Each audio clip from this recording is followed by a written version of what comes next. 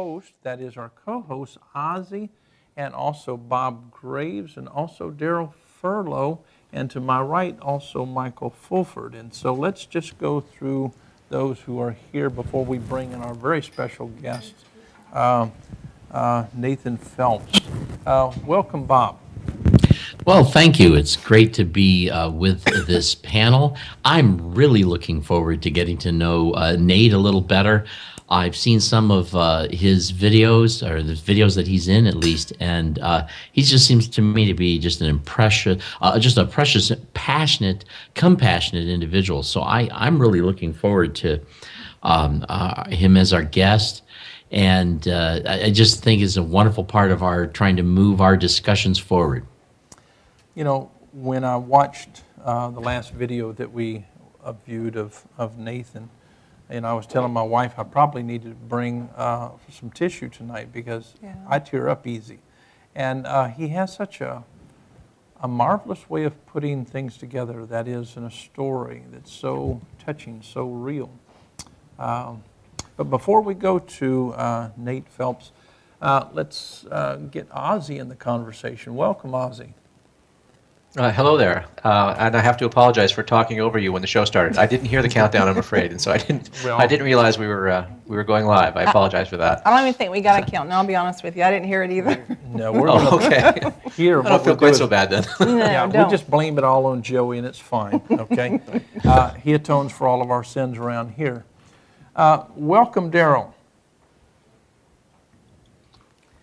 Daryl doesn't know how to use his microphone yet, and so he's attempting to figure that out, Okay. but we're going to wait a while until Daryl figures out how to use the microphone. So we're going to move on and speak to Michael for a moment. It's so nice to have you this afternoon or this evening on the show. Well, thank you for having me. Hopefully the audio will work this time. Yeah, everyone can hear me. We did have a faux pas earlier during your show, and so it will work. It's amazing, to say the least.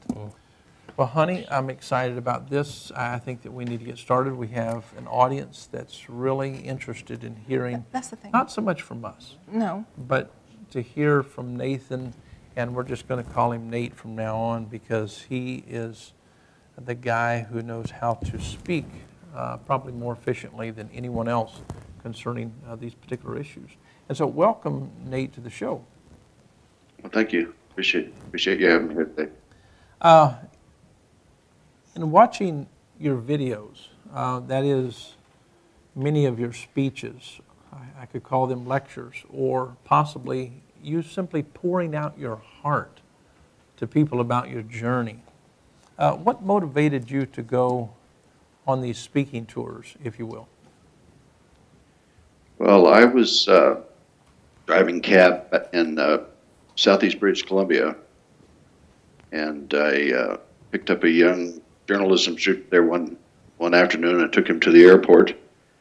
And as we were driving along, he had seen a show about my family on the BBC, and he mentioned it, and I told him who I was, and so he ended up writing a story for the college newspaper there. And that got so much attention online that I got several invitations to speak. And prior to that, I had really never considered that possibility. So I thought about it, and I had to deal with quite a few pretty significant fears and beliefs that I still held and didn't really realize that I held before I finally decided I was going to do it. The decision for me was about recognizing that I had the ability to perhaps reach out and speak to people who had been in similar situations and maybe make their journey a little bit easier. Yes. And so as I started doing that, I was getting feedback from a lot of people in that situation, but surprisingly, I started hearing from a lot of other groups as well, including the LGBT community. So that's what's motivated me since. That's awesome. You know, I was going to say, for those of you that are watching and you live under a rock, or you've been living under a rock for a while, Nate's family is involved in the Westboro Baptist Church. And Nate left that community and he struck out on his own when he was 18, and he'll tell you most of that. But that is a part of Nate, but that's not the entirety of Nate. So we wanted to really focus on the passions of his heart and the things that he's involved in currently, those things that are dear to his heart that he wants to see kind of rectified maybe. And I thought, Nate, your family really gives the homosexual community a bad time, in my opinion. And I know that you now are an advocate for that same community. And do you think that you chose to do that because of how bad you feel that they've been treated by your family, and you kind of want to, rectify that? Or is that something that you've always felt in your heart that you wanted to do? Well, if I were to be honest with you, it wasn't something that I was looking for, I guess is the best way to say it. But once I had the opportunity to hear from some of the people in that group and recognize that there were similarities to some of their circumstances and what I had gone through, I got to the point where I realized I didn't really have a choice, that this was a salient, critical issue at this point in time, and it speaks to some of the ideology that I do have as a humanist, so it just fit. Well, we're so glad that it does. Really are. I think that what would be good to start off the show with, that is to, really nuance what you've gone through. If you would just share your journey out. My wife and I walked away from church, and it's probably been the most amazing journey. It's been awesome, to say the least, and it's like every day we're getting a much better grasp on things. We're getting a better breath of fresh air, maybe I can say it in that way. But it has been extremely good for us, simply walking away from superstition and various models of faith and pretension. And if you could go back in time for a moment and describe your childhood, because it speaks much of child abuse that is in this system. And if you would be so kind as to go through this in a manner that you feel comfortable. Sure. My father was a Calvinist, and he was also he was given to violence. He was, at the time that I kind of came into an understanding of the world, started to understand what was going on around me, he was finishing law school. He was under a lot of pressure. He was addicted to prescription drugs. So it was a very volatile environment that I came into the world. I don't know if that's the right way to put it. For the first 2 or 3 years, you're really not aware of what's going on, and then you become aware. And that's where I became aware. And I would watch him time to time throw violent fits directed at my mother, and throwing things throughout the house, and expressing himself like a child having a temper tantrum. But that was my father, and that's what we knew to be the way the world was. And then he added to that environment all of these biblical passages that justified what he was doing. So we grew up with this distorted notion that this kind of behavior was acceptable. It was actually required by God. And that the other message we got was that there was something wrong with us if we didn't conform to everything that he expected. So those were kind of the broad messages, the broad strokes of the messages we were getting. I don't know how much your audience would know of Calvinism, but it's a brutal twist on the idea of God, in that God now has all the say over whether a person is saved or not. So we really are ultimately puppets, and we are at his mercy in every respect. We don't have any power to say, well, I want to be good, let me into your club, because he's the one that makes that decision. So that in itself is a unique form of abuse, in my opinion, today. Yes. But the other part of it was we were getting a very If I can stop you for a moment, you're talking about predestination, and I want to clarify this for our audience. I'm assuming that your father would Yes. take passages like Jude 1:4. It states in the King James Version, and if I'm not mistaken, your father was an advocate or very firm about the King James Version only. In verse 4 it says, "For there are certain men crept in unawares, who were before of old ordained to this condemnation. Yeah. Ungodly men turning the grace of God into yada, yada, yada." And my point is, in that form of Calvinism, I think that it was a primitive Baptist mindset. It was basically double predestination. It was people were preordained for hell and others were preordained to heaven. Is that Yes. correct?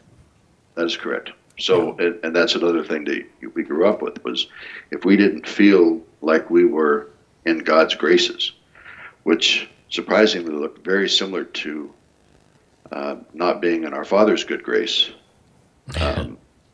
then we lived with that very real fear that this was evidence that God had chosen us for as vessels of wrath, is the terminology my father used. So that message was deeply woven into our idea of the world as we were growing up. And then he takes it a step further, or another component of it, I should say, is that since following God's word is really the only evidence that you could come up with to say whether or not you had been given God's favor, then he would look out there in the world and he would find every idea, every man, every system, and he would, behind the pulpit, identify the error in their ideology, their religion, their politics, or whatever, and then he would decide that they were also evil. And so we're picking this message up as we're going up there. So by the time we get to adulthood, there's nothing left out there. There's not a single institution, a single person, a single ideology that is safe, and the world is evil, and that's what we believed by the time we were grown. Now, when you were young and you heard passages like this, let me read this. This is found in Romans chapter 9. Yet before the twins were born or had done anything good or bad, in order that God's purpose and election might stand, not by works but by him who calls, she was told, the older will serve the younger, just as it is written, Jacob I loved and Esau I hated. Were you taught that God, as a child, hated some, that is, before Absolutely. they were born, and loved Absolutely. others? And this Yeah, was... that is the pivotal verse that he uses to demonstrate the predestination is an accurate interpretation of the Bible. Is that God says clearly before they had any opportunity to do good or bad, he's already made his decision. One is evil and one is good. So that's it. Absolutely why. And then starts a campaign that the God hates fags campaign, and people start saying, well, that's not God. God is love. Well, even I saw through that, having been gone from there for 20 years, that there was a problem with that particular interpretation of the Bible, because clearly there's evidence. And this is one of the things I say when I give my talks is, it isn't that they got it wrong. It is that the Bible provides ample opportunity for their theology to find life. So, Definitely. So Definitely. once again, for the sake of our audience, let me read a couple more passages that are dealing with the very issue that you're talking about. For in Romans chapter 9, once again, verse 15, I will have mercy on whom I will have mercy. I will have compassion on whom I will have compassion. It does not, therefore, depend on man's desire or effort, but on God's mercy. For the scripture says to Pharaoh, I raised you up for this very purpose, that I might display my power in you, that my name might be proclaimed in all of the earth. Therefore God has mercy on whom he wants to have mercy, and he hardens whom he wants to harden. And so, Yes. we have the story of, Pharaoh in the Old Testament. God hardened the heart of Pharaoh actually to capture the children of Israel, and yet at the same time hardened the heart of him to do all these, killing sprees, yada, yada, yada. And so this is what you were taught was righteousness, correct? That's right. Right. That's exactly right. And when you think about that concept, it's pretty remarkable to understand that the Bible clearly teaches that you or I or anyone listening has been created, and they have all of their lives, they have their relationships and their experiences and their emotions and their passions. And none of that matters. The only thing that matters is that God made you so you would be at a certain place at a certain time to affect a certain situation, and that's all you were good for. And then you're done, and you will spend eternity in hell, because that is His good pleasure. Wow. Now, as a child, and I'm going back into some of the footage that my wife and I had the privilege to view, there was something that made me think that your father was also teaching things like this. As it is written, there's no one righteous, not even one. There is no one who understands. There's no one who seeks God. All have turned away, etc., etc., etc. In other words, we're totally depraved. There's nothing about us that's good. Is that correct? That's correct. That's, in fact, the when you talk about Calvinism, you hear the term tulip doctrines, and the T is for total depravity. That we are all depraved, and we all deserve eternal damnation. That's the condition that we were born into. How did this affect, your siblings? How did it affect, the older ones around you? Did everyone think that they were on their way to heaven, and everyone outside of the four walls of Westboro Baptist Church was going to hell? From time to time, depending on how, like I said, it was largely a function of how well you were getting along with our Father, whether you felt like things were right with God. So it would ebb and flow. But then once we found salvation, there was really interesting terms that my father used to use, like feeling a calling on your heart or an unction. These kind of subjective terms that really ultimately, in my mind, sounded like you felt something in your heart, and you just interpreted that as God's speaking to you and saving you. And then once you had that, then you could begin to go down that road and believe that you were somehow protected by God's grace. Wow. I have a question for Nate, if I might. Yes, go for it, Bob. Nate, this is Bob Graves. I was just curious if you found that when you left home at the age of 18, did you still have some sort of theology, or had you actually, inside your own thinking, rejected much of this Calvinism? So what was this? Was this a process, step by step? But could you talk a little bit more about that? Sure. When I left, I had embraced what my father had told me about the outside world, about who I was as a person and what my relationship was like with God. So I remember the final months prior to my 18th birthday. I had to wait till my 18th birthday. So I would sit there in church and contemplate all these things. And one of the very specific thought processes I went through was that he was already preaching that Christ was going to return sometime around the year 2000, give or take 25 years. So I zeroed in on the year 2000, and I did the math and said, okay, I can leave here and I can live my life, and I'll worry about death and hell when I'm 42.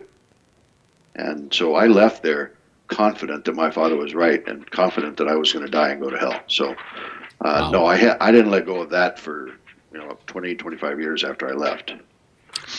Wow. So Yeah. you were not taught the doctrine of eternal security as a Baptist, is that correct?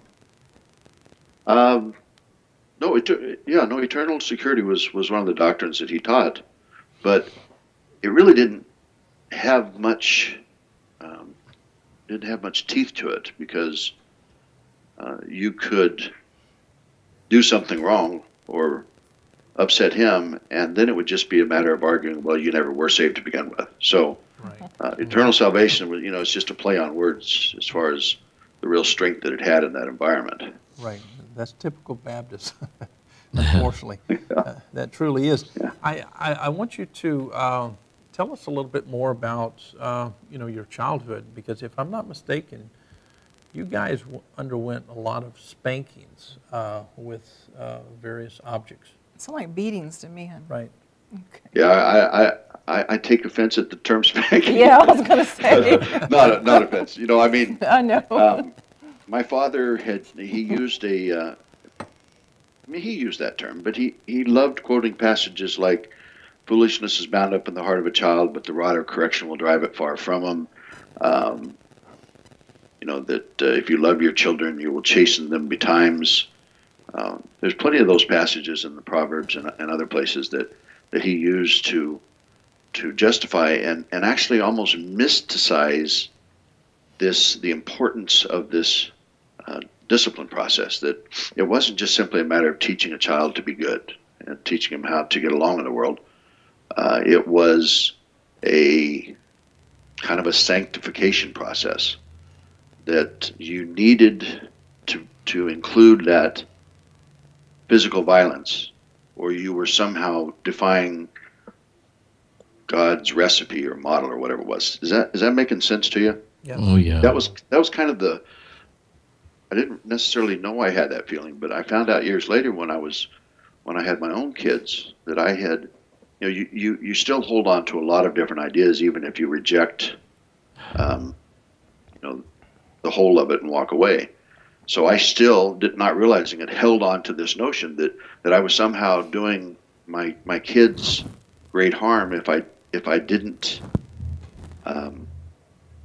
include that in the discipline process.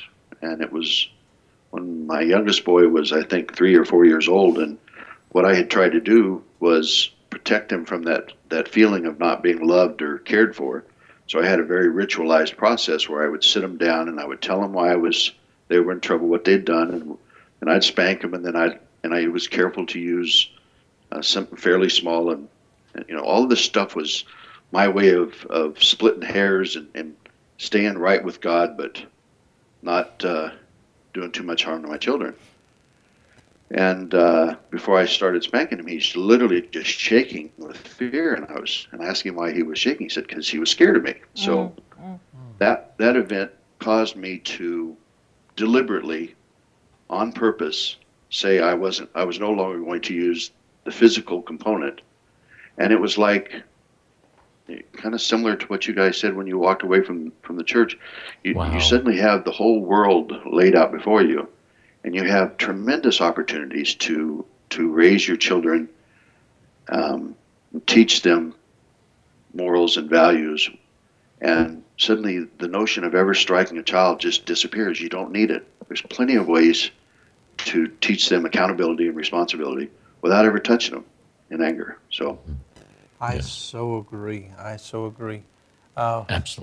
Wow, that is awesome. It is so true, and I appreciate your honesty here, because, once you walk away from the church, it's not true that the church is completely out of you. It reminds me of the story in the Old Testament, the children of Israel. They did walk out of Egypt, but they still had a lot of Egypt in them. I'm not saying that story is true, but the principle is true. When we walk away from these particular paradigms, we have so much of that stinking thinking between the left and the right ear, and it's difficult to get past. Yep, absolutely. It's even more difficult to get past it when you somehow think that gives God ammunition to be disciplining you. You get over that stuff far better when your goal is to move towards love and to let the past go. Yep. Ozzy, do you have a question for Nate? Yes, I do. Hello, Nate. This is Ozzy. Yeah. I'm kind of amazed at your story. I was reading a little biographical piece that you gave as a talk some 4 years ago, and the things that you described about your upbringing and your father in particular, it read kind of like a catalog of sadistic horrors.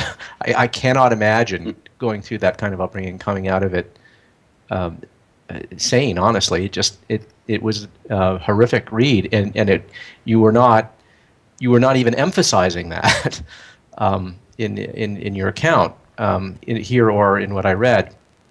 But one thing that struck me as I was reading it is someone hearing the details of your upbringing, and I'm thinking specifically of the physical violence and the kind of psychological domination and the mental manipulation that went on. Anyone hearing about your story could reasonably conclude that your father was suffering from some kind of psychopathology, and that his choice and flavor of religion was just an expression of a sadistic nature.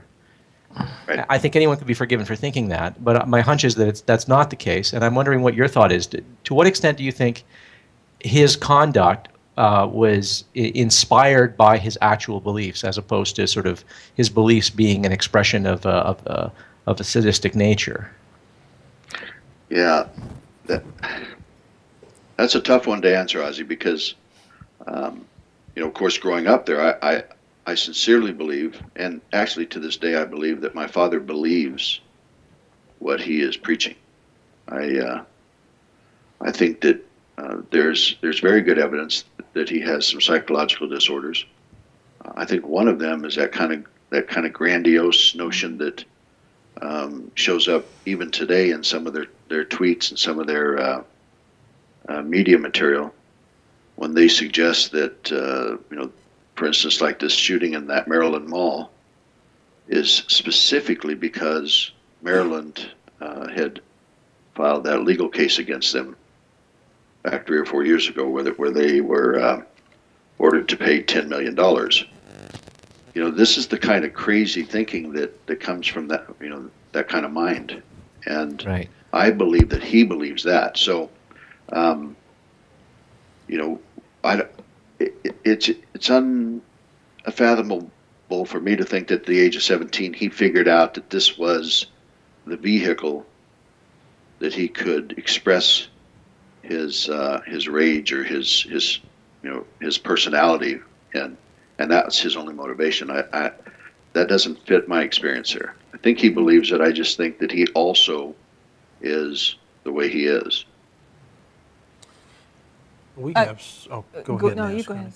We have so many commenters sending comments in, and one asked this particular question: when confronted by counter-protesters, did you see their anger as affirmation of what you were doing was right?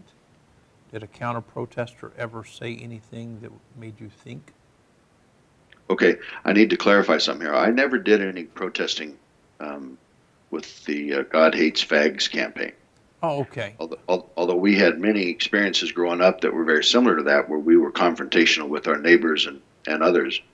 And so I can answer that question fairly and say that that's exactly what we saw it as, is that, we were taught that if anybody says, no, you're wrong, then that's exactly what you would expect them to say, because they are of the world, and their ears are stopped up and they don't have the ability to understand the truth. So, yeah, it was kind of a self affirmation to go out there and you kick someone in the knee, and when they get angry, you say, well, see, you were supposed to get angry because real. Right. Daryl, do you have a question for Nate? Your mic is still muted. He's shaking his head as if he can't get it back on, and he had it on for a moment. But well, do sign language, Daryl. It'll work. I tell you what, Daryl's probably the last person on earth that's learned the internet or the computer, but he's trying. Yeah, I wanted to have Daryl on this particular show simply because Daryl, in a sense, went through a particular situation similar to. He and his wife walked out of a cult that was they didn't believe that that you should take any of your family members to the doctor. They believed that you would pray for them and God would raise them up and things of this nature. And so I think that he can identify much with your pain. It may be in a different kind of context. But maybe we can get his mic working here in a few minutes. But honey, you had a point to make, I think. Yeah, I think Michael has a comment, but this is sort of goes back to what Ozzy asked and then what Nate answered to. And this is actually a statement from Nate that we both read, and we love it. It makes so much sense to us concerning the scripture. It's kind of like, what came first, the chicken or the egg? And that reminded me of Ozzy's question. Nate says, the news that my sister and the rest of my family intend to protest the funerals of those lost in this national tragedy, and that was the Sandy Hook shootings, is to me a stark reminder that anyone's interpretation of religious texts serve more as a reflection to the character of those reading it than whatever the author intended in the first place. And, Nate, I think you really hit the nail on the head there. We really do. And so kudos to you for bringing that up. That makes so much sense. All right, Michael. Thank you very much. You're welcome. Michael Fulford. Well, I think mine might be, the comments I have might be better towards the end of this interview. I was going to ask, you mentioned that you did hold on to your faith after leaving Westboro. Now, I was going to ask what kind of brought you out of it, and then I know you're on the board for recovering from religion, and that is definitely something I'd like to talk about. But I think recovering from religion especially would be more towards the later part of the program. But what was it that kind of caused you to stop trying to hold on to your faith? Yeah, it's a very good question. When I first left, I spent probably the first 5 years just avoiding it all because, like I said, I left believing that I was at odds with the church, that I was at odds with God. And I think we lost connection. Okay, we are having audio difficulties with Nate in Canada.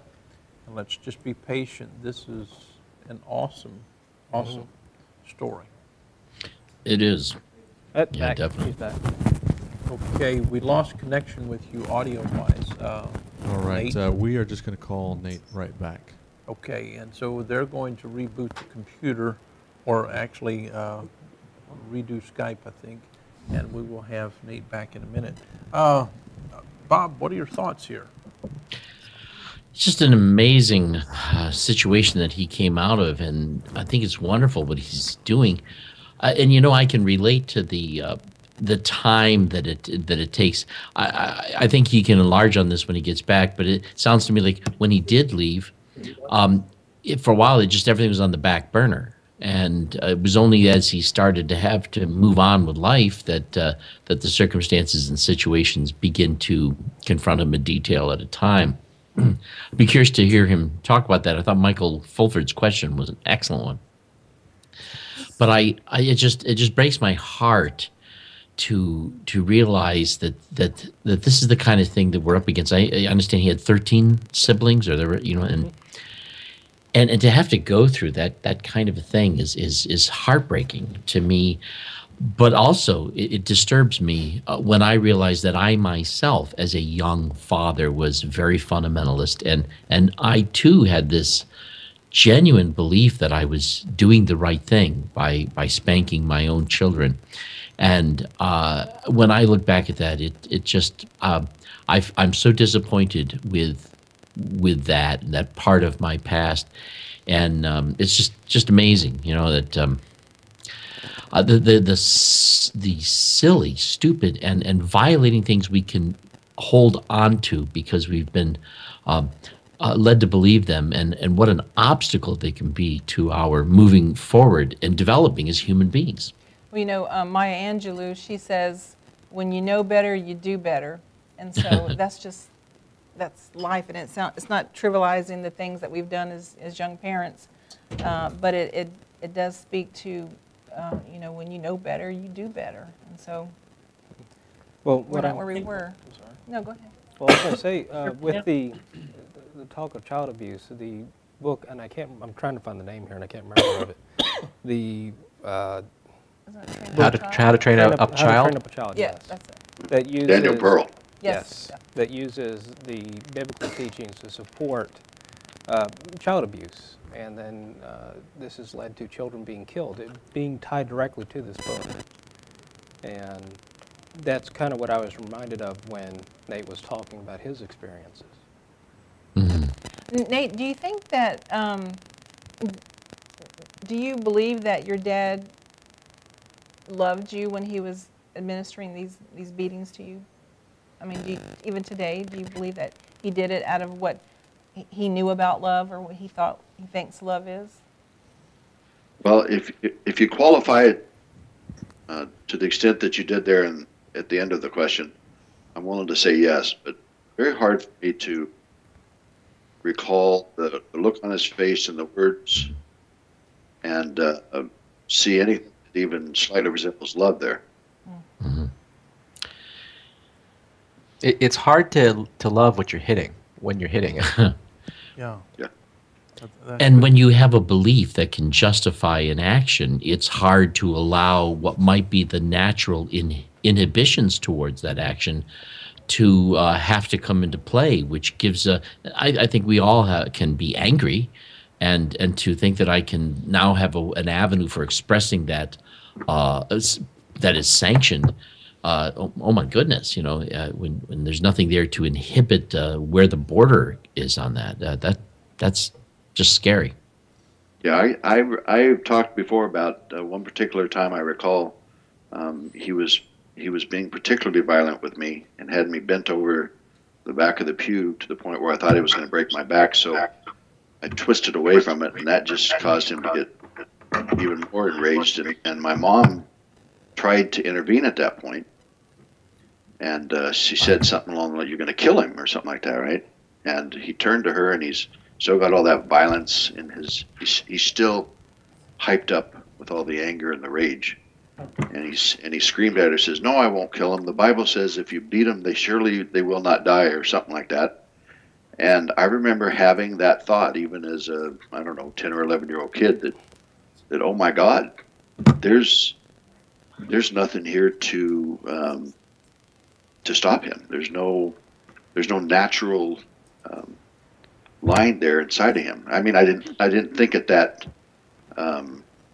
Those specific words, but that was the thought I had, was there's no safety here, there's no protection. How many other of your brothers and sisters have left, and are you in contact with any of them? Yeah, I actually, my older brother Mark left a couple years before I did, and he stayed gone, and he and I worked together for 20 some years in the printing business in Southern California. And then I have a younger sister, Dortha, who left several years after I did. And we don't get a chance to see or talk that much, but we have a good relationship. Well, that is awesome.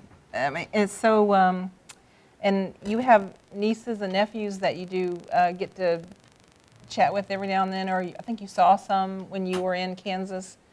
Yeah. Doing that, yeah. Do you? Yeah, and for the first time, I met him, like several years ago. Wow. And but then there are some who aren't willing to have a relationship with me because, they grow up in that environment, and all that have left before are the examples that are given time and again about, the evils of the world. So they've got a lot of stuff in their head about who I am and who my brother and sister are, that they're going to have to work through before they're comfortable. Yeah. Reaching out So to us. are you saying that there's some who have actually left, but they're still not sure about some of the people who left well before they did? Is that what you're saying? Exactly. Yeah. Everybody who leaves there leaves for their own reason, and their reasons are valid. They're just not so sure about the other guy. Right. Let me ask this question. Since you've been gone for quite some time, and I applaud you for walking out at the age of 18 at midnight, that's an awesome story. Maybe you can recount some of that in a few minutes. But do people stay there that is in this kind of system? Do they stay there because they're more afraid of your father God or hell, or a combination of? That's actually a very good question. When I left, one of my older sisters, Margie, who is one of the more outspoken ones now. Actually, all of my siblings, down to the last four, who I just don't know because I wasn't there anymore, all of them except Shirley left at some point, and they went back. And I know that I lived for about a year in Kansas City and worked at a law firm with my sister Margie, and I know that she went through some very difficult issues. And so she decided she was going to go home, and I ended up moving to St. Louis, and that's when I started the printing business with my brother. But the point is that when you grow up in that environment and then you leave, you are told that you are now outside of God's will, and if you're outside of the place, interesting is what he called it. Yeah. Notice you guys use the same term. Wow. Sorry. You're outside, Oh, no. you're outside Oh yeah, the place. but we do call ourselves at times the cult of honesty. Oh no, We are a cult. You guys put an eagle on your flag, and I'm leaving. But so they basically, you get out into the real world, and if something bad happens, that's the evidence that God is punishing you, that He's driving you back to the place. And let's face it, bad things happen to us, right? Yeah. So eventually, that's one of the first tests that you have when you leave there is, how are you going to respond when things start going south on you? And to a man, every one of them turned tail and went back to that place because they were afraid that they were being, this was the first salvo across the bow from God, and if they didn't get back there, it was going to get a lot worse quick. Wow. No. Can you hear me now? Yay, Daryl. Yes. Daryl's in there. Yes, get closer to your I had- microphone. Okay. I don't know if I can do that. How's this? Better. You're awesome. Fine. Wonderful. I have to say, and by the way, I'm Daryl. I can identify with most of what you're saying, most of what you've been through. And my first comment has to do with when we moved away from our place. We didn't call it the place. We called it the farm. But my wife was actually 9 months pregnant, and the day we actually made our final move, she went into labor. And it was very scary because we went through some of the exact same feelings that you're describing, but it was probably her best delivery. Went very quickly, smoothly. Our son was born, no problem. And that really meant a lot to us because it was kind of like the first step in at least hoping we made the right decision. Yeah, so it kind of flipped that whole notion on its ear that turned out everything went well, and so maybe God's with you there. But it brings up a question that I would like to ask you. Were there, and I feel pretty certain about the answer, but were there ever people excommunicated, told to leave, and the term that was used with our group was, and I hate using these terms, but anyway, was we're breaking fellowship with you. Yeah, there was, and it was. I can recall the letter the kind of form letter that my father had typed up. Remember, he was a lawyer, so it was very formal and very legalistic in the way it sounded. And basically, he would recite passages that detailed your sins, abandoning your fellowship, enjoying the pleasures of sin for a season, that kind of language. And then he would end it with, therefore, as the leader of the Church of Jesus Christ, we deliver you to Satan for the destruction of the flesh, that your spirit may be saved in the day of the Lord. Right. So that was the language we heard. And then, at that point, to have anything to do with a person who had been ostracized would mean that you would be kicked out of the church as well. So it was enforced. When you had your first child, you indicated that you were happy, yet at the same time you were filled full of fear. Yeah. Because you didn't feel, and I don't want to put words into your mouth, so I'm going to keep my mouth shut. Why don't you tell us that story about how you felt? Well, when Daryl was just talking about his experience, I was thinking about that again, it's one of those things you don't realize that you hold the idea, or that you accept the idea. But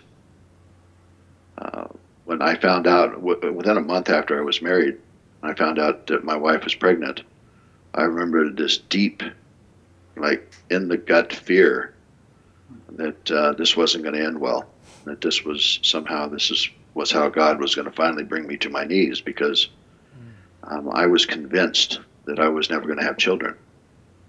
A small piece of this is the fact that my older brother Mark, who I told you earlier had left, and I was very close to him at that time, and him and his wife had had 2 or 3 pregnancies that had ended in stillbirths. So I imagine that contributed to that certainty that I had in my mind. So those final 7 months after I found out she was pregnant were filled with fear and anxiety. And I remember at one point she had called and said she was spotting, and I was just sure that was it. We got to the 7th month, and now he's going to kill this baby. And so, yeah, it was a very frightening experience. And then it was the sheerest form of pleasure and joy when that little boy was born. So awesome. Yeah. How did you find your brother when you left, or had you actually been in secret contact with him, or how'd that work? I actually hadn't. I didn't really do a good job of planning this, you guys. I just planned to get out of there. So I had made provisions for where I was going to sleep the first night, which was I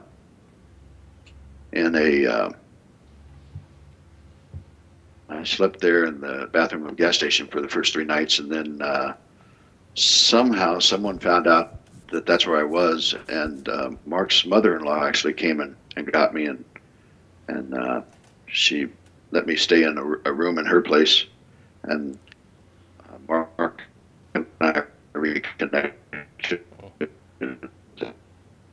You're breaking up, but I take it you said that that's when you and Mark happened to get together.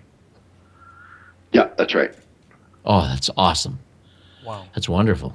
Well, he had a well thought out exit plan, but he just didn't have any long range, long term stuff. What was the first word out of your mouth at midnight when you turned 18, or on your 18th birthday? I remember pumping my fist and yelling at the top of my lungs at the bottom of the stairs leading up to my father's bedroom, and then running like crazy because I thought he was going to catch me there. And did they come after you? No, as far as I know, nobody woke up. He didn't know until the following morning. Someone told him that I wasn't there, and I am told he was upset. Yeah. So. Have you talked with him since? No. Well, no. Yeah. Actually, there was a radio program in 1995, and I was coming home from work about 11 o'clock at night, and I turned on this talk station that I rarely listen to, and he was on there. I thought it was a replay, so I called the station. It turned out it was live, and the guy wanted me to ask him a question. So I talked to him for about, I don't know, 15, 20 seconds. And he started calling me names and handed the phone to my sister Shirley. So we didn't do very well.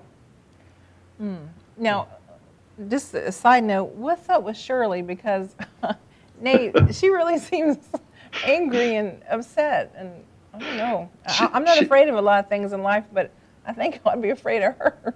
I'm serious. Well, Shirley was growing up there. She was that was the position she's taken her whole life. She was always right at his right hand and there to do his bidding. She emulated him. She was, she was that child, and so it was obvious to me from the very beginning that she would be the one to take the lead in this campaign. That was what she'd done her whole life, right? Wow. Nate, could I say something to you? Yes. From the position of one who used to, and I'll use the term spank his children. I never really beat. I never really took out my frustration or anything like that. I felt like you described, one who was doing what he was supposed to do as a good father, a godly father would do toward their children. And as one who has been there and come to where I am today, I look back and I realized that I felt like I needed to set aside my own feelings, my feelings of sympathy or not really wanting to do this to my children, but felt like as one who was to be like God, so to speak, needed to get past my feelings and just do it. Yeah. And since that time, I must say I have wonderful children. They're doing well. Yes. As far as I'm concerned, a lot in spite of what I did to them. So, But I have been to each one of them and actually apologized for certain things that I did wrong, such as that. And I watched them raise my grandchildren and am overjoyed to see to get to witness what I could have done had I known then. But like I said, they have survived things and are doing very well. Like I said, in spite mostly of a lot of what they were brought up in. Yeah. And I say this, maybe this will be an encouragement to you. Maybe someone listening is in the same position that I've been in, that you've been in, and they can hear these things and identify, because I think it's wonderful that we can find a place to talk about these things and possibly bring help to a lot of people who are going through a lot of the similar things. Yeah. Yeah, I think that's all we can do at this point. Whatever harm was done, either by our parents or their generation or our generation, the best we can do is try to improve the next generation, make things better rather than worse. You asked a question, and I don't know when this question came into your mind. I don't know whether this was a question that you had for a long, long time before you left at the age of 18. But it goes something like this. I tried to write it down, but I don't think that I did it adequately, and so please correct. If the descendants of Adam's race, if they were so cursed, then why do we trust their writings? I thought that was awesome. And so, could you elaborate on that? Yeah, it's that was just like kind of a childish or childhood idea, that it was one of those first kind of thought processes that I went through that I remember was part of the process of questioning and starting to wonder, this doesn't make sense. This part is, or you say this is the way it is, Father, but why couldn't it be this way? And because this way seems much more logical and more practical. And again, this is as a child. I'm not using those kind of terms, but that was the essence of the thought process.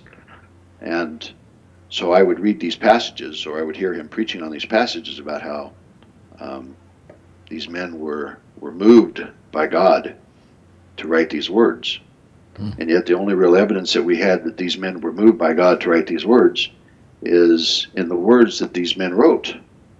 And it didn't make sense to me. Well, of course they would write that, because they wanted you to believe what they were writing. And there's no other evidence other than that. So really what you have is one of these cursed, corrupt men who's in the same boat as all the rest of us, trying to tell us how to row the boat. And it just didn't make sense to me. We have a viewer comment. This person states, this sort of uncompromising honesty is simultaneously heartbreaking and yet inspiring. Yes. And it's really touching us. Did you have? I have one more question here. Yes. Is there any relationship between Chuck Phelps and Fred Phelps, or do they just have a similar last name? I don't know of any relationship. I don't know who Chuck Phelps is. He's like on the board, I think, of Bob Jones University. Oh, no, I don't believe there is. If there is, I'm unaware of it. Okay. I wish there was a relationship between us and Michael Phelps, though. Yeah. Nate, is your mother still alive? As far as I know, she is. She would be 88 years old now. I mean, I understand, being estranged from your father, but, when people say, when they introduce you, they'll say, this is Nate Phelps, son of Fred Phelps. And I always wonder, well, I know he has a mama too. And so they sort of leave your mother out. I mean, do you have, something in you that really wants to reconnect with her? Or do you think it'll happen if your dad passes away first? That's my one long shot hope. That's the scenario. The very scenario you just painted is that if he were to go before her and the stars aligned properly, there might be a possibility I'd see my mom again before she passed. So, yeah. But there's a lot of other pieces to this, right? I mean, there's 9 siblings there who would see it as the worst kind of betrayal if she reached out to her children who left. So, I don't have a lot of hope for it, but it would be nice if it happened. Yes. Yeah, I hope So how many in total have left? Well, there's 13 of us. The 3 that myself and the 2 that I mentioned left and stayed gone, and then my oldest sister has her own story to tell. But she left, came back. She left, was forced back, brutally beaten for the next 3 or 4 months until she was 18 and could leave again, which she did. And then eventually came back again, and she is a, how do you say it? She's a tortured soul. Oh, that's a shame. You got a young woman, coming into her adult years, brutally beaten by her father, who is, the symbol of men and the expression of love in her life, and she struggles terribly. Sure. But now she kind of hangs around the periphery of that situation. The last I heard, that they haven't allowed her back in as a member, but she clings to some bastardized version of their theology. Now, Nate, did your father, did he ever beat your mother? Oh, absolutely. Yep. God. In fact, there was, he had at one point, she was going after her, and she tripped and started to fall down the stairs and grabbed the rail and pulled her arm out of the socket. And several times after that, he deliberately went after that unhealed injury when he was going after her. So, and he didn't have it again. Wives love your husband, or husbands love your wives as Christ loved the church. Wives, be in subjection to your husband.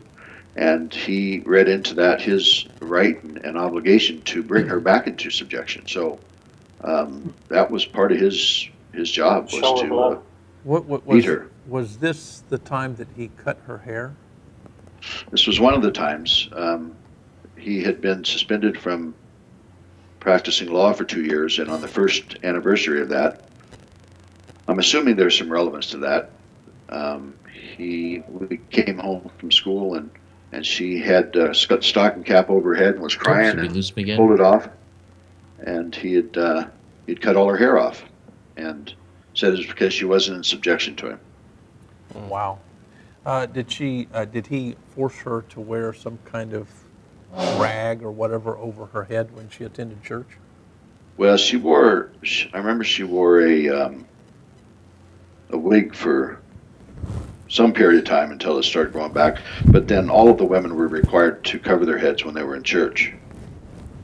And so, yeah, she kept it hidden, but the reality is there were only 2 other families there, and they both knew what was going on. Yeah. Is your sister Shirley, is she the typical female figure in the Westboro Baptist Church? I'm not sure if I understand the question. No. She's the de facto head of that, at least of that campaign that they have, but she will never be allowed to be a leader in that church because she's a woman. She's a woman. Yeah. So everything that she does is outside of the church walls, correct? Yeah. Well, I mean, they still rely heavily on her, but and my father is nothing if he's not a pragmatist, right? I mean, there's women there who are willing to do the heavy lifting. He'll use them. He'll just make sure he's staying within the letter of the law. Wow. Yeah, I got you. Your father made this statement. I want you to comment on this and share your thoughts. That is, if God doesn't want you, we don't want you. Yeah, that was one of his most popular sayings. That's consistent with the message you hear from him today. And it's all part of that. Well, let me tell the story this way. He was on a radio program in Southern California back in the early 90s, talking to a popular Christian apologist named Rich Bueller. And Bueller is challenging him on the fact that he doesn't have any more members in his church. He's had this 40 plus years and he's managed to basically build nothing. And my father got a little upset about that, and he barked at him and said, "That's not the test. The test is fidelity in preaching, whether you're faithful in what you preach." And Bueller said, "Well, what about that passage in the New Testament that says you'll know them by their fruit?" And my father said, "Well, Rich, you're just wrong." So, yeah, and they ended it right there. So he, as far as he was concerned, he's going to preach the way he thinks he's supposed to preach, and if you're either going to accept it and come under his thumb, or you're going to leave. And whatever you do, it's evidence of the relationship you had with God, and nothing else. Now, we've spent the first half of the show talking about Westboro Baptist Church and the things that are, that did happen way back when. Ozzy, do you have another question pertaining to this? Because what we want to do is, in the second hour, we want to deal with what Nate is now doing and all of these positive things that he's involved in. Okay. I do have a question, if you don't mind. Yes. One thing that's puzzled me about this is there's a verse in this in this talk that you gave once. You quote a line from 1 John chapter 2. It says, "Do not love the world or the things in the world. If anyone loves the world, the love of the Father is not in him." And this seems to color your father and family's outlook. It obviously colored your outlook, and I wonder about the kind of toll that takes on a person's outlook. I mean, if you couple that kind of outlook, that you shouldn't love the world, that it's wrong to love the world, and that you are yourself depraved, and everyone you know is totally depraved. I mean, just how possible is it to be happy in a situation like this? Like, how would you characterize your family with respect to sort of happiness and well-being, and how happy do you think they are? And I ask this because I remember seeing a documentary with your family, and they seemed sort of perfectly normal, happy, able to laugh, and but obviously you were miserable enough that as an adolescent, you had to flee with nowhere to go and no one to go to. So I'm curious, in your view, just what is the capacity for happiness with this outlook? Yeah, my personal opinion is it's impossible to be happy. I know my personal experience. There is no resting place when you have that kind of schema that you see the world through. You're always questioning whether or not, what are my motives here? I remember questioning, asking sincere questions about the more mainstream evangelical free movement when I got involved with that.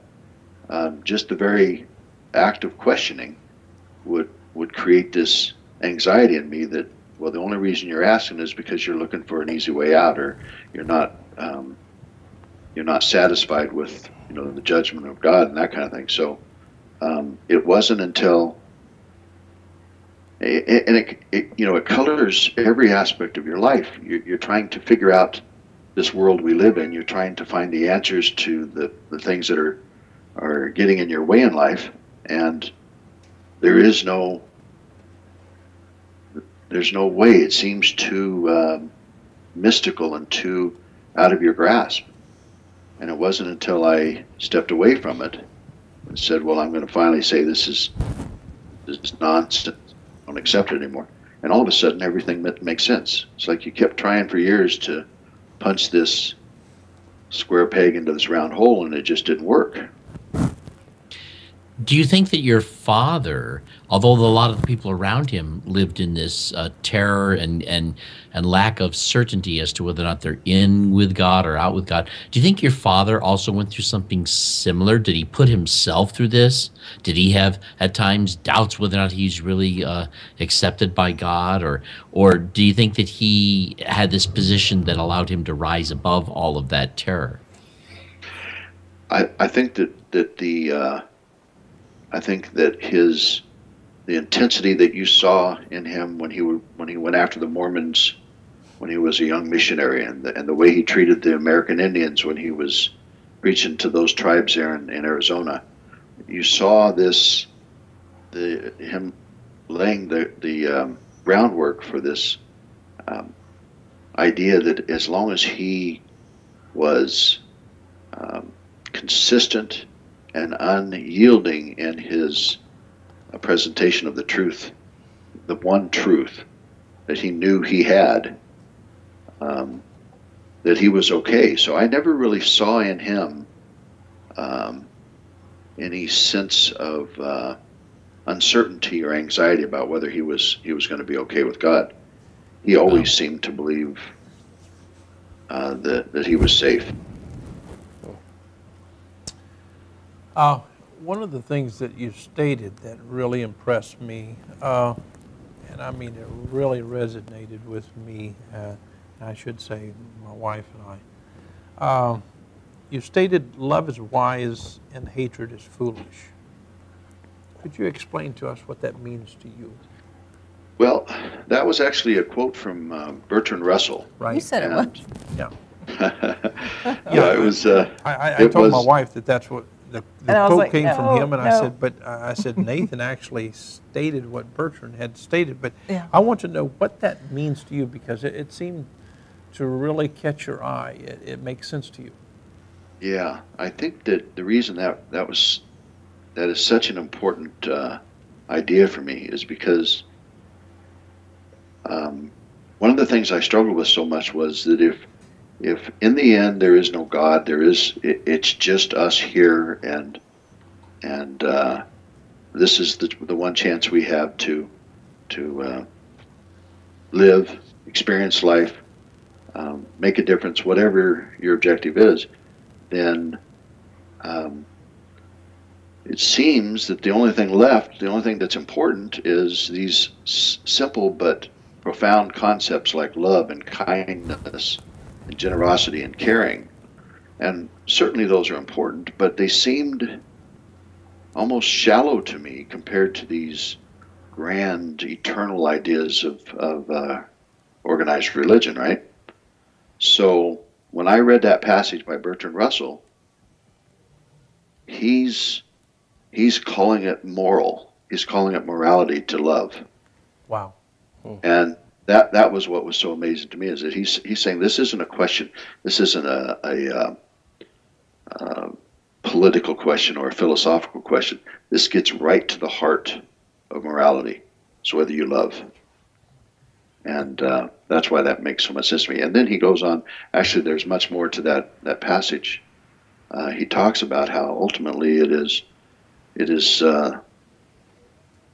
if you follow the rational trail of if we continued with hate, and hate begets hate, eventually we lose. We're done. And that's another reason why love has such a high morality to it. So it sounds like what you're saying is, in order to get everyone to come together, in a sense, we're going to have to learn how to love our enemies and overcome hate with good. Yes, and that is correct, and it is my position, as young as this position is for me, and as uninformed as it is, it's my position that to do that we have to identify the underlying reasons why the ideas and the systems that we live with today are as destructive as they are towards that end. How can we reach out and touch your family? Members in your family right now, I think they're hurting. Intellectually so, spiritually so, mentally so. How can we reach out to your family, your dad, your mother, brothers, sisters, nieces, nephews, cousins? Yeah. I think that there's a lot of different answers to that question. I think that, for instance, when Megan and Grace, two of my nieces, left recently, it was because they had developed a relationship with a young man of Jewish descent, and they had allowed him, they built a trusting relationship with him and allowed him to ask the questions and challenge them. As is so often the case, it's about relationships first. We do have some noise for some reason. Hey, Daryl, you're so loud. Yep. Yeah, there we go. Something's going on there. Okay, go ahead and rephrase that or restate that, Nate.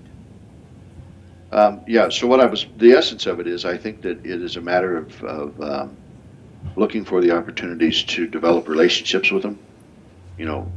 Not necessarily all of them, but one of them, individual relationships that, builds trust and starts breaking down that defense.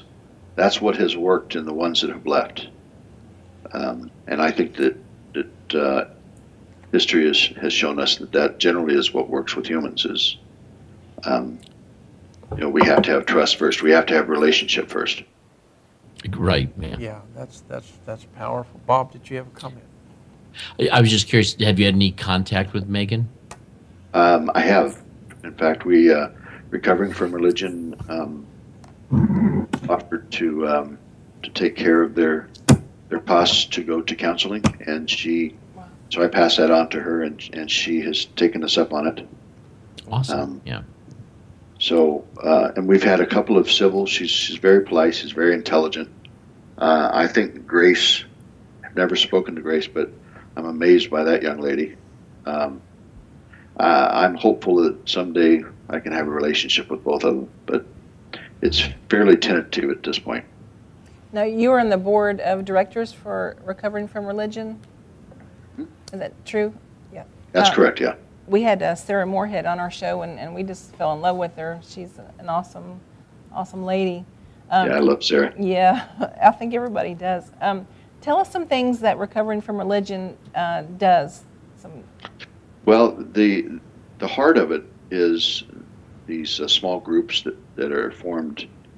As far as I know, we're in the hundreds now, of these small groups across the U.S., and there's a few in other countries around the world that it's similar to the AA format. You know, they get together and they're self-supporting, and they offer the people that attend the opportunity to talk about the issues that they're confronting, again, in a safe environment where they can find people who can relate to it and be supportive as they deal with the questions and challenges that they face walking away from their religion, their faith. One of the things, No, go ahead. Sarah had mentioned that you were working on a hotline. Has Yeah. that progressed any? Yeah, in fact, we have a phone conference on Monday evening to approve the bid for the developing of the infrastructure, and then it's just a matter of completing the training for the volunteers to answer the phone. I mean, and that's still a significant piece of the puzzle, but it is moving along. Yeah. Very nice. Ozzy, did you have another comment to make? Yeah, I'm actually curious, Nate. You moved away from this this really oppressive religion, but most people who move away from that kind of situation are not necessarily embarked on a trajectory that's going to lead into complete unbelief or atheism or anything like that. But I understand that that is sort of the path that you've walked, but the critical in this was the terrorist attacks of 9/11, and I'm curious, why do you think that was, why was that pivotal, and do you think that was necessary, or do you think you would have sort of gone on that way yourself otherwise? Yeah, that's a good question. I think that 9/11 afforded insight that I don't know that I would have ever gotten, but I do know that I probably would have ended up as well, not probably. I would have ended up as an atheist in the end anyway. I was already well on that road. I'd had a number of events that started seriously testing and challenging my worldview in the 10 years prior to that, and it was just at that point I was a bit, I don't want to say antagonistic, but I was a bit intolerant. I don't even know if I like that word. I look at religion. I was looking at religion with just a bit more jaded viewpoint, and 9/11 happened. And when I started hearing people talking about, we got to get right with God. He's angry. This is God exacting His vengeance on an unrepentant country and all that kind of stuff, and just absolutely no evidence for any of it. And it just creates this huge vacuum of opportunity for people who are going to promote that idea and scare us into thinking that somehow we've got to turn to the same mechanism that was used by the guy that flew those planes into the building. So, I talk about having kind of an epiphanal moment at that point that really at the heart of all of this is this unaccountable idea of faith that lets people basically conjure up any notion they want to and then say, you can't question that because I accept it on faith, and now I can go out and do what I want. And even for those who use that mechanism for good, if I can use that term, the fact of the matter is that kind of epistemology has way too much affords way too much opportunity for abuse. Oh, it does. And so that was kind of the rationale that developed out of that. They tried to use it to push us back into that place, didn't they? What was that? I'm sorry? They tried to use that as a way of pushing us back to that place. That's exactly right. That we need to get right with God. We're going to go back another 50 years and fall into that hole again. Yeah. And it has gotten us nowhere. So Yeah. And Ozzy, you were saying?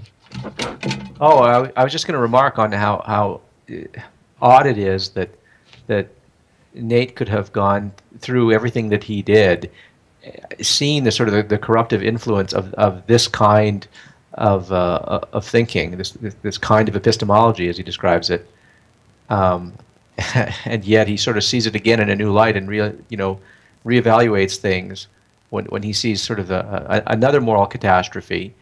But I mean, he lived an unbelievable moral catastrophe as a result of the same kind of epistemology.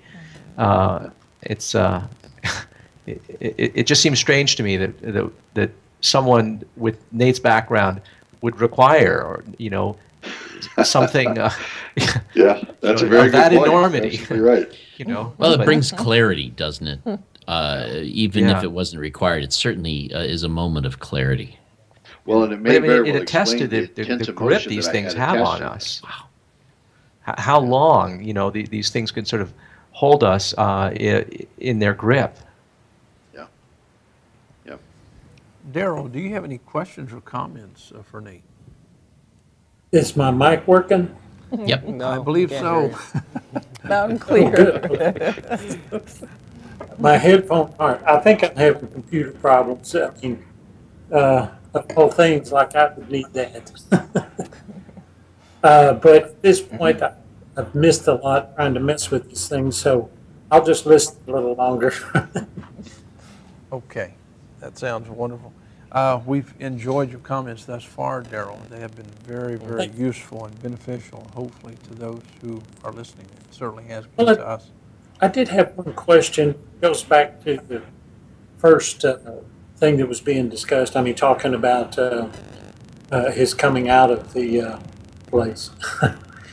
And of course, I can think of a lot of different questions. Most of them probably wouldn't accomplish much, but it just this would kind of generalize things for me. I was thinking of a particular passage that I remember using, my passage of scripture that I remember using myself in the past for some of the things that have been talked about as far as anyone stepping out of this particular brand of chosenness that so many get the notion of. And it was something that Jesus was reported to having stated, and that was that when it was a time his physical brothers and sisters were there to have an audience with him or something, and Jesus responded with the question, who are my brothers? Who is my brother? Who is my sister? And his response to that was, it's he that does the will of the Father. And my question for Nathan is, was this ever used? And like I said, this is kind of generalizing as one of the passages possibly that was used to demonstrate that if you're not doing this exact will as it has been determined to be, that you're not a brother or sister of Jesus, and therefore you don't count any longer. Yep. That passage, that's exactly one of the passages. And then there's the passages that talking about, I come as a sword that divides father against son and mother against daughter. And so he made it very clear, and he had plenty of Bible for it. That's what one of the phrases he used to use all the time. I got good Bible for that. He made it clear that the Bible teaches that first and foremost you're right with God and your walk with God, and then everything else takes a back seat, including family. So the twist there is that he's the one that gets to decide what that looks like. The question at this point, and this is a curiosity question, because so many people take that passage in a literal sense, as if Jesus is saying, oh, I came to separate, the father from the son, the mother from the daughter, etc., and looking at the sword passage as if it's a negative. In the context, especially in the Greek text, it would suggest that what he's doing, he's trying to take those people who are stuck in their theologies, and he's trying to get younger people to have the courage to walk away from those old memes, if you will. And so I find it to be extreme metaphor to make teaching points, and yet we have so many people who are taking this literal. And so I guess the point of my question is, was your father ever confronted by those who actually know the text? And I'm talking about the Greek and the Hebrew, and really know what they're talking about, because it sounds like your father is involved in a naive approach toward the Bible. Yeah. The short answer is no. He never was confronted, and he'll never allow himself to be confronted. And you're absolutely right. My father developed the core of his theology when he was still a teenager and in his early 20s, and pretty much cemented that very early on. And then it became a function of, this is the truth, I know what the truth is. And then every time he saw any teaching out there that countered that teaching, then he used that, as you say, kind of naive version of theology to just dismiss it out of hand because it wasn't what he believed, and now he's got this powerful cudgel of saying that these people, this is evidence that these people aren't right with God, and now we can just dismiss all of their theology out of hand. Right. So, he talked at one point. I mean, I remember him going on and on about he'd had a debate in his early years with a Campbellite preacher, and he portrayed that. Of course, none of us ever saw it, or there was no evidence of it other than the storytelling that he did behind the pulpit. And he talked about how he defeated that Campbellite preacher. So there was the mythology around there was that he was not only a great orator, but he was a great apologist as well. But the practical evidence, both when I was there and since they've started this campaign, is that he will have nothing to do with any kind of discussion or debate about his theology. He's satisfied once and for all that he's got it right. John Calvin was one who took a very narrow approach toward, namely the manuscripts of what we call the Bible. And in doing so, he could only see it through one particular lens, and that would be a grammatical analysis. And in doing so, he used an extremely synthetic model to approach it.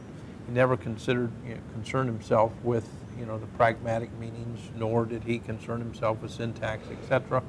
And he really had an extremely poor understanding of the languages. And I find this to be typical, that is, in these fundamentalist movements. It's like they don't want to admit to what's actually there. And since your father is very much a lawyer, I find that to be strange, because typically lawyers are trained in dealing with pragmatics and syntax and semantic meaning. Yeah, you're right, and that's always fascinated me. But if you go back to it and understand that a crucial aspect of his certainty that they are the only ones on the earth today who are right with God, is that there had to be this point in time when he was sure that he was the only one that had the truth, right? And so part of that truth is that God's word never changes. So any sign of change was a sign of apostasy, that you're moving away from that one truth that was handed down from God, in eternity past, that kind of thinking, right?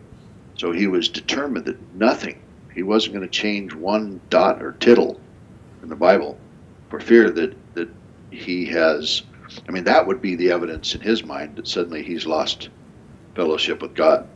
Well, I guess my question comes up, and it's a very simple thing.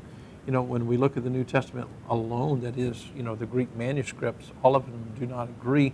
We only have 400,000 textual variants. That isn't a lot of agreement. This thing right. has a lot of problems, and so We're not dealing with something that's rationally, that has unity. We don't even have text bases that are in common. In other words, the text base that the King James Version, that is the first issue of the King James Version, was taken from, was the Textus Receptus number 3, not 2 or 1, but number 3. And that's been dismissed by all scholarship today. In fact, there are so many scholars that look at that and just laugh, simply because you've got large portions of it that have been back translated out of Latin.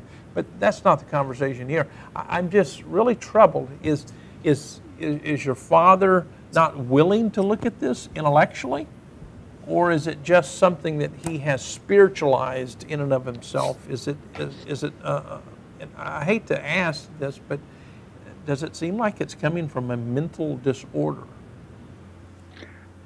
Well, I don't know if I have ever considered the possibility of mental disorder extending to this particular question, but I do know that he somehow has. I mean, he was always so adamant that when the new Bible versions came out, he was infuriated with that and thought that was just more sign of evil in the world. He's determined that the King James Version is the best version, or is the only correct version.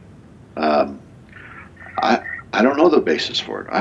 But no, he's not willing to talk to anyone about it, because he's convinced that he's got it right, and that all of the noise is just muddying the water. You want to come in and start talking about the problems with getting the various languages to coincide and to make sense, or the fact that, and I think it was what the heck's his name? One of the historians that writes so much lately, talking about there's more error. Oh, Bart Ehrman. Bart Ehrman. Yeah. Ehrman, yeah, that there's more error than there are words in the Bible. That's true.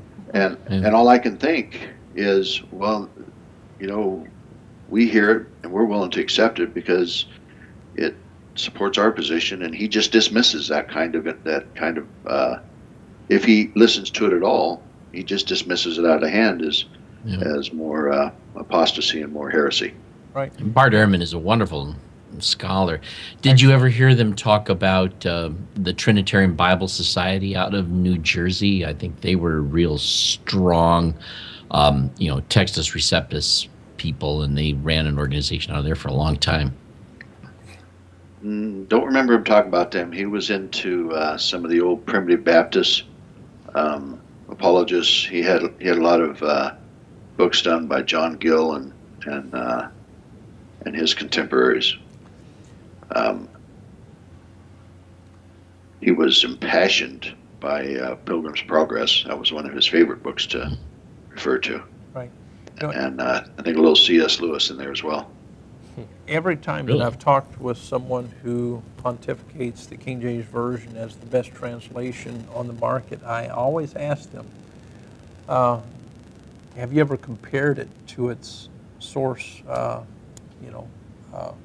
documents? Because when you compare the King James Version to the manuscripts, that is in a text-based form that it comes from, it doesn't speak one and the same.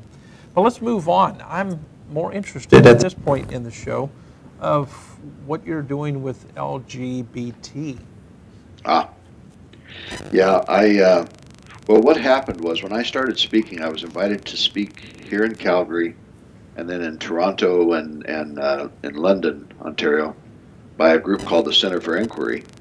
It was fairly young here in Canada, and so in that process, I ended up taking the executive director role here in Calgary for the Center for Inquiry branch here. And so we have had, over the last 4 years, we've had a series of speakers and events. We've started working, or continue to work on building like a community type environments.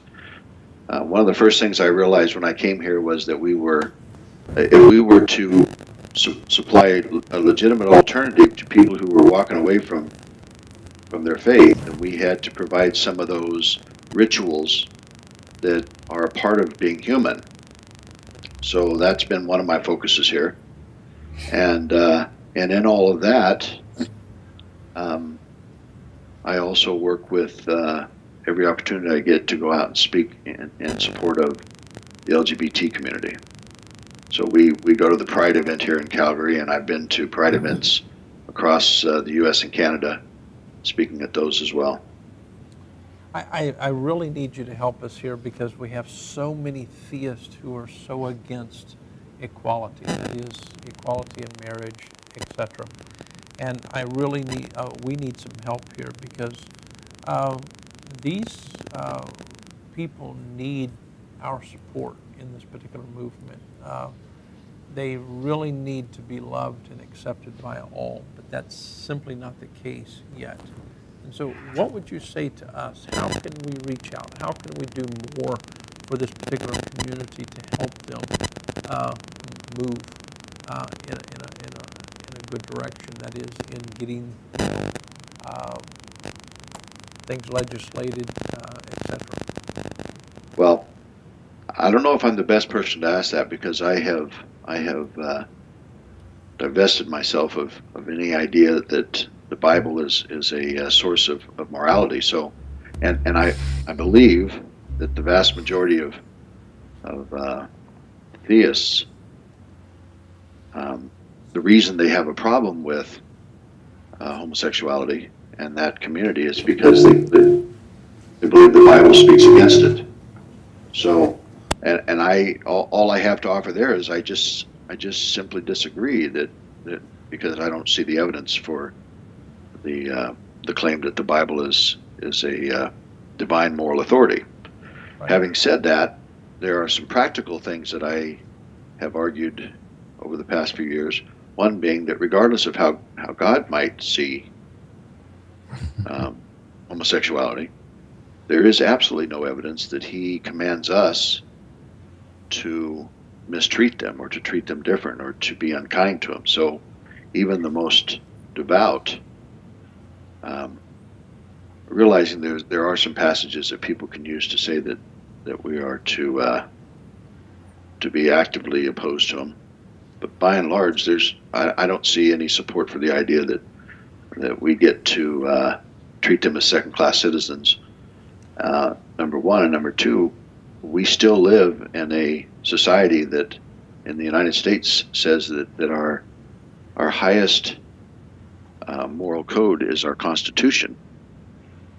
Our ideals when it comes to how we treat other humans comes from the ideals that are in the Constitution, and that says that we're all created equal. We are all that's the law of the land, entitled to that equality. I think it's the 14th Amendment affirms that as well.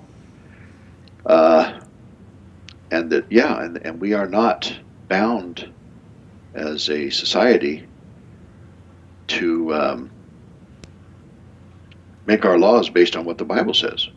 So, I mean, these are all arguments that have been told over and over and made over and over. And one of my favorite sources of material right now is that judge, the decision by that judge in the Prop 8 case, where he went through systematically all these arguments that the religious people tried to raise because they knew that the religious argument was going to fail before the court, and he systematically dismantled all of those arguments as well, saying that in the end it's just simply about a group of religious people disagreeing with the behaviors of this group. So I don't know if that is a satisfactory answer to that question. Oh, I think that it is. I think that you're being very fair, and we would agree with you that, you know, the majority of the Bible, I wouldn't want to practice any of its morals for the most part, especially when it comes to relationships.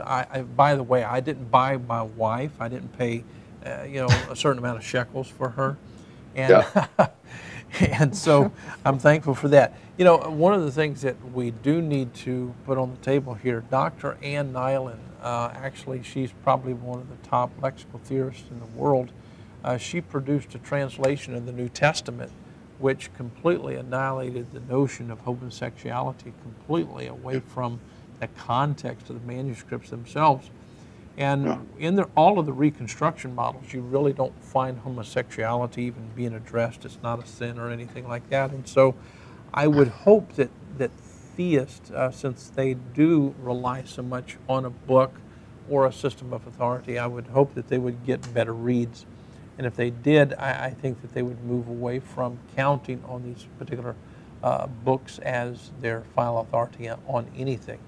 But I'm really enjoying what you're saying. So I just want to know from you, what can we do? What kind of shows can we do to help people in this LGBT community? Because we want to help them. Because I really don't see that it's an us versus them.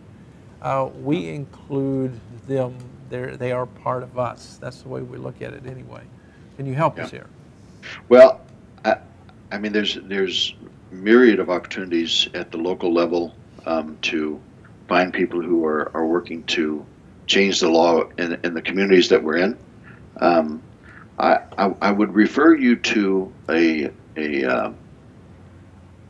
speech that Hillary Clinton gave before the UN back in December of 2012, where she talked about the anniversary. I think it was the 63rd anniversary of the Human Rights Code that was signed by the UN, and then she spent about 30 minutes talking about the latest challenge we have to finding equality in human rights, and she talked and she focused on the LGBT issue around the world. And one of the things she said that really stood out for me was that anytime you have a minority group that is struggling for equality finally, by definition, they are not going to be able to do it on their own. Because if every single person in that minority did what they could, they're still a minority. So it's incumbent on members of the majority to come along beside them and to close that gap until it becomes the attitude of the society as a whole. Yeah, they certainly need a paracletos. Bob, did you want to say something? No, that's exactly the way it has to change. You got to have the majority has to listen to the reason of that minority until they is unfortunate. I mean, when women got the right to vote, it was men who had to vote that in. That's exactly right. Yeah, she talks about that. In fact, that's a very good point. So I think that I mean, we're seeing the tide. As far as I'm concerned, guys, at this point, it's not a question of if, it's when. Because when my daughter was advocating, she was living in South Orange County during that Prop 8, and she was on the streets trying to educate people about the lies that the pro Prop 8 people were putting out there. And she was very upset when she lost, when our side lost.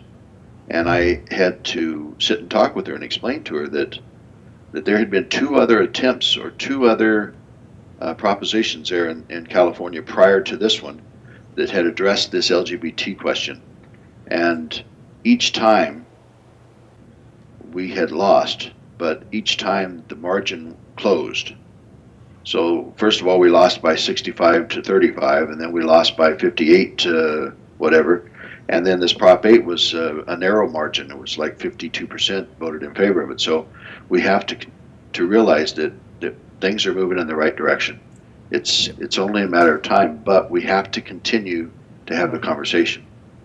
Because it's only a matter of time as long as people apply pressure. Yes. Yeah, that's right. I was going to say that my husband and I, this is sad though, we've only been to one Pride event here in Pensacola, Florida, and Michael Fulford invited us to it, and we'll forever be beholden to you. So tell them about what you're doing to help out. Well, I'm with the Humanists of West Florida. We had a booth there at Pride Fest. We're trying to help people. Good.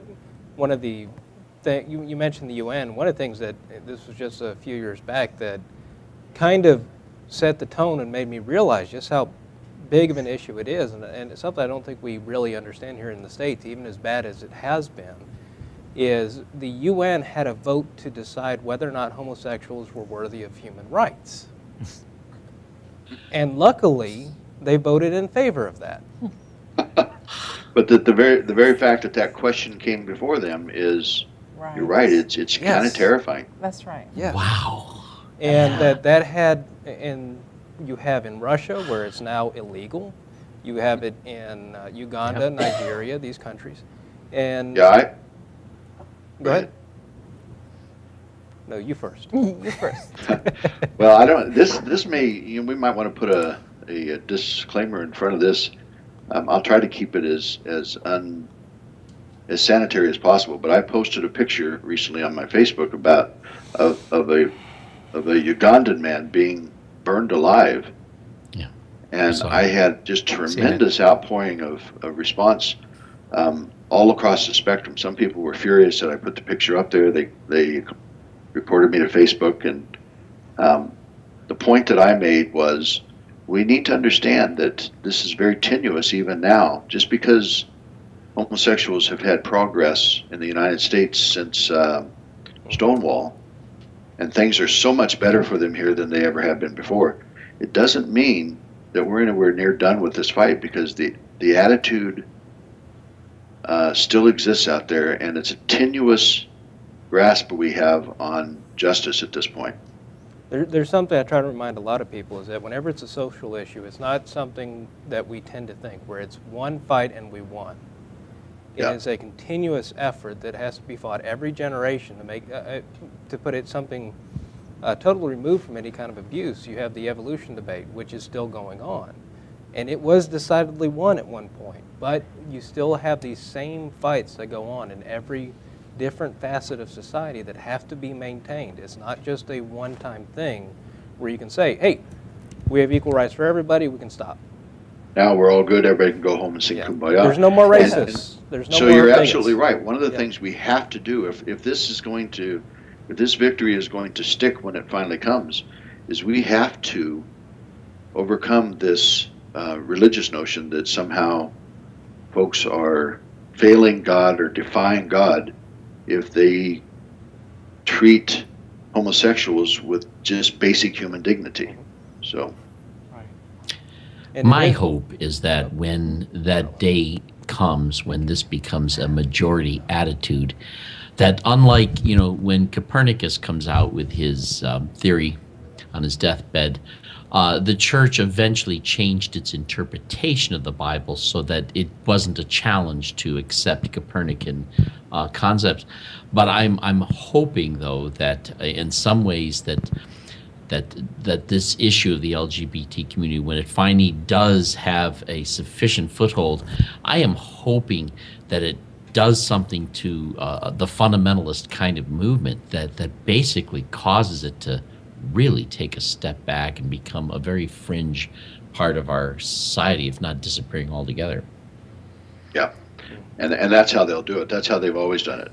That's why it's so humorous to me when people talk about the basic truth of the Bible has never changed, because it's just not true. It changes because society decides what the message of their religion of choice is going to be. It is amazing to me how the history of Christianity involves some controversy in almost every year of its existence, and yet in every generation it seems to act as if the current controversies are the only ones we've ever really had. And I've even had fundamentalists get angry at me when I suggested there was a time when Protestants rejected Copernicus, and it took 150 years for Catholics and Protestants to finally admit that he's right, but they just seem to sweep all of this under the rug so that only the current issues are the ones they think have ever really been at odds. Yeah. There is one fear I have. Oh, I'm sorry, finish, Nate. Oh, go right ahead. Well, I was going to say, there's one, just to finish up on that topic real quick, there is a fear that I have when it comes to the way the church handles homosexuals. And that was, we can see what happened with something similar not that long ago, it was 70 years ago now. The church taught against the Jews heavily. Yeah. They were persecuted outright. And it was a teaching of Christianity, it was a teaching of the church. And it led to one of the most horrible events in human history, period. And my fear is that the church will not change course until we have something similar. And we already are seeing the potential of this happening in Africa, in Russia. Yep. And that is my concern, is that we will not see the church change on this respect until they have to, after something, A Holocaust. after another Holocaust, and that's what I'm afraid of. That would be my fear. Terrible. Yeah. You do have a book coming out, is that true? Well, in theory, yes. In theory. or in your head. Well, you know, I spent most of the day today. It seems like every time I'm going to sit down and spend some time on getting that book finished, and something else grabs my attention. I spent most of the day today working on a chapter for a new book that it's actually a variety of writers, each doing a chapter on a different topic of the dangers of Christianity, and so they asked me to write on the abuse, you know, that has come from physical and emotional abuse that's come from Christianity. So I wrote on that most of the day. So one of these days I'll get it done, though, guys. I promise. That sounds wonderful. I have another question for you, because this is something that I'm very interested in. When it comes to children, should they be taught hell? Nope, I don't think they should. I think that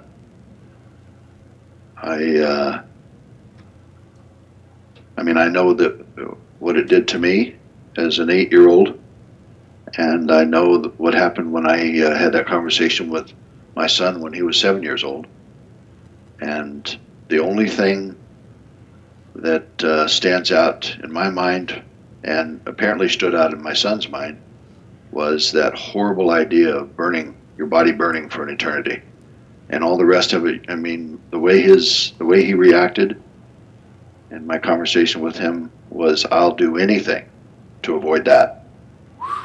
So that whole concept, you know, it's too much for a child to even get their mind around, and it is a form of abuse. I honestly believe that. That's right. Absolutely. I so agree. Absolutely. We have really enjoyed your time tonight. I want to give everyone a chance for their final thoughts, and then we'll go to you and let you give your final thoughts. Ozzy, what are your thoughts? Well, Nathan, you have a remarkable story. It's breathtaking. It's horrifying, but at the same time, it's edifying, because the life that you've led and the life that you had to flee. I mean, it speaks to how a person's moral intuitions can be completely deranged, and how your natural empathic abilities can be crippled. You know, I mean, how can you treat your children this way? You know, how could a mother permit her children to be treated this way? How could, you know, how could you wish these things on your siblings? How could you see your brother, you know, shunned and excommunicated and feel sanctimonious about it and superior to him? You know, but this is what happens. You know, your moral capacities can be crippled and can atrophied. But I mean, look where you are now. You know, that's an amazing story, actually. That the damage is not irreparable. You know, you can come out of this, and you know, these capacities are in us to be generous, to be altruistic, to be selfless, to be loving, to be forgiving, and that natural empathy that was sort of stymied in you, just erupted in you when you were confronted with your own children. That programming that was pickled into you could be overcome. You know, you didn't have to be reprogrammed. No one had to kidnap you and take you away to a deprogramming center and pickle new ideas into you. You know, these capacities are in us, and it's an amazing story, and it's edifying and encouraging. Thank you very much for sharing all of this with us, and with everyone that you've shared it with. It's an amazing story. Thank you. Daryl, I know that what Nate has been sharing with us has really resonated with you, probably much more than any of us, because you can identify with so many of the things that he has gone through. Would you share your final thoughts, please? Yeah, that's you couldn't be more correct as far as how it touches me. But I was just sitting here thinking about where where most of this abuse has come from, and it's really the most tragic thing that I can think of at this point in my journey of experience is in reference to the Bible and Bible believers, or people who claim to believe the Bible. Because from what I can perceive, the summation of the morality of the Bible is supposedly summed up in Jesus. For God so loved the world, one of the major verses that's always quoted, for God so loved the world that he gave his Son, that whosoever believeth in him, so forth. And then you've got the Son that came along and said, I'm going to sum things up for you. Love one another. And it doesn't stop there. Most Bible believers would have to admit that the Bible also says that God is love. And one of the, I guess, the premier author of the New Testament, being the Apostle Paul, gives this wonderful description of love that states that it's kind, that it's long-suffering, that it is not self-seeking, keeps no record of wrongs, things such as this. And so if I'm going to be one who claims to believe the Bible, then why wouldn't that be my morality? Why wouldn't that be the evidence in my life, and not the contrary that so many seem to promote?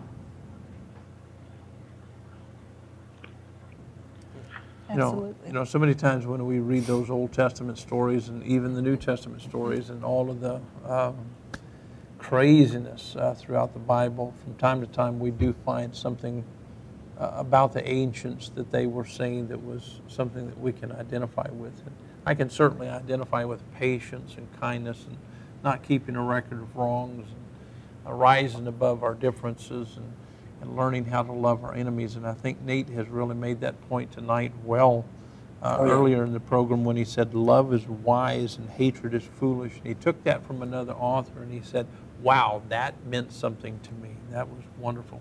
Bob, final comments. Well, it's been a wonderful night. I'm really glad we've had this chance to talk with you, Nate. It's been I think, extremely useful. And it seems obvious to me also that if we're going to be honest about the biblical text, there's a real mixture of some wonderful things that get said there and some just absolutely horrible things that in my opinion, totally annihilate the concept that this is really just one book from the mind of God, and that there's just a lot of good people and a lot of people who had a lot of bad things to say, and they all kind of got to saying it, But anyway, I thank you for sharing your story. I would wish you great success in continuing your efforts. I look forward to your book coming out. And I'll tell you, I used to be a fundamentalist, and it's still, whenever we have guests who come from that kind of a background, it hurts inside. It really hurts inside to realize that, as Ozzy preached so well, I was ready to raise my hand and walk the aisle. I loved the things that Ozzy had to say here, but I'm just so I'm so disappointed in the levels at which we're capable of sinking because somebody has given to us this false sense of authority from a book, and we have people who are willing to, and I've known a lot of preachers who were just sweethearts, and I've known some who were really just terrible people, but it's just a shame that this is something we see within our range, and I'm certainly hoping that that we can do much damage to that other facet of this coin. Thank you for being with us. And I hope that we get you back again sometime and continue this chat. Absolutely. Yeah. Michael. Well, I mean, I've heard your story a few times. I've read it. I'm a fourth listener, if you remember that. And every time I've listened to you talk about how you escaped, still really kind of holding to that mentality that you've been raised with, and just the courage it took, the isolation I'm sure you felt, and then how you have come out and on the board for Recovering from Religion, the work you've done for the various communities, the fact that I got to be on the show tonight I'm proud to be able to speak with you, and really just am amazed at the strength of character that you have. Thank you very much. Yeah, that's true, Michael. It is an honor. I mean, it's and we love all of our guests, but some of them you feel more honored to be around than others. That's true. But one of the things that I want to say, some are braver than others. Yeah, that's right. Ozzy is an awesome preacher. What were you going to say? I'm almost finished. Okay. It's okay. Well, I had one last tidbit for Nate, and I don't know. I hope this doesn't sound like too Oprah-ish, but I was going to ask you, Nate, have you forgiven your father for all the abuses put towards you? Or is it something that you want to do and you just have to work on it some more?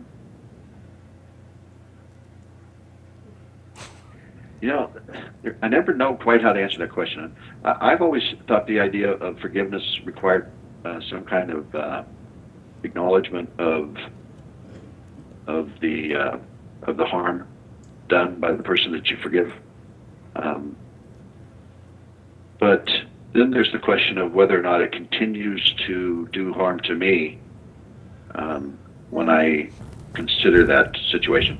Right. And if I look at it from that viewpoint, then yes, I've forgiven him. Yeah. Because it doesn't, I don't feel, I'm not self-destructive anymore because of it. That's the best way to put it. Yeah, that's great. I don't know if, so long as he continues to hold the idea that what he's doing is right, maybe I'm wrong about the understanding of forgiveness. I don't think you can forgive someone as long as they continue to do it.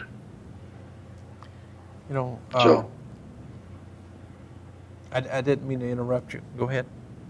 No, that was it. Okay. One of the things that I will say here at the end of the program, after watching many of your lectures or just sharing your heart, I think that your family is hearing not just your words, but your heart. It really has, my wife and I were very, very impressed with you just walking up, to these various pulpits, let's put it in that context, and simply saying, I love people, I love humanity. I'm going to embrace those people who are different than me. I think that your family is listening, and I think in time, and this is just my opinion, I think in time that it will turn out to be something that is a game changer for your family. Hopefully so, anyway. I hope so too. Yeah, it's been wonderful having Nathan on the show. Did you want to make a final comment? A final comment? I don't like just responding to questions. Okay. Just a minute. We need to get your audio in clear because I want you to make, I think he just likes responding to questions. Oh, you just like responding to questions. Okay, I got you. Okay. Yeah, I like having a little bit of direction, so I know, because I'll talk all day as long as you send me in the right direction. Well, we do want you to come back. I think that you have much to put on the table. I think that you've helped us tonight. Sometimes I just get speechless, believe it or not, simply listening to other people speak. This is why we like having atheists and theists coming together. It's like Ozzy. He ministers to me so much, and all of us enjoy his preaching. And he's not a preacher. He's not going to claim that he's a preacher, but he has a way of saying things that really resonate with all of us. And the same thing is true with Bob Graves and so many of the other people we have on this show. And so know that you're loved, accepted here, and you've done us a lot of good tonight. And so we applaud you. We support you. And so let us know what we can do for you, because we're here wanting to do something meaningful, build a meaningful community for everyone. Right. Thank you very much, guys. I appreciate it. All right. It's a great time tonight. Yeah. Well, thank you for Nate. your time. Awesome. All right. All right. It was awesome. Thank you.